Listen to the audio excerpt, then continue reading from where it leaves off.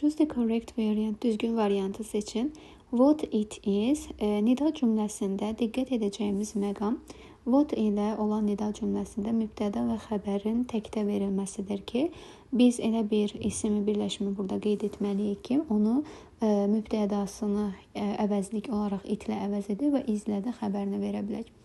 A variantında black sheep görürük. Sheep qoyun mənasını verən təki cəmi eyni cür yazılan isimlərimizdəndir ki, əgər qarşıda a artiklı olsaydı, biz o zaman sheep sözünü tək götürüb və düzgün cavab kimi verə bilərdik. Artikl olmadığı üçün artıq cəm isim sayılır və biz onu they are-la əvəzləməliyik. B variantında brave police. Polis topluluq bildirən isimlər kimi həmişə cəmdə istifadə olunur. Tək olması üçün policeman, woman və ya officer olmalı idi ki, biz də onu he ya da she ilə əvəz edə bilərdik.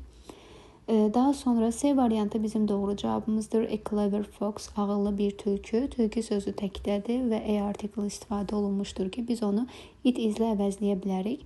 D variantında yanlışlıq fat oxun yazılmasıdır ki, oxun kökdən dəyişərək cəmdə yazılmışdır və biz cəm ismin qarşısında a artiklı verə bilmərik, həmçinin it izi ilə əvəz edə bilmərik. Və Y variantında giz kökdən dəyişərək cəmdə verilən isimimizdir. Təki quz olmalı idi ki, doğru cavab kimi götürülsün. Yanlışdır, cavabımız C variantı olacaqdır.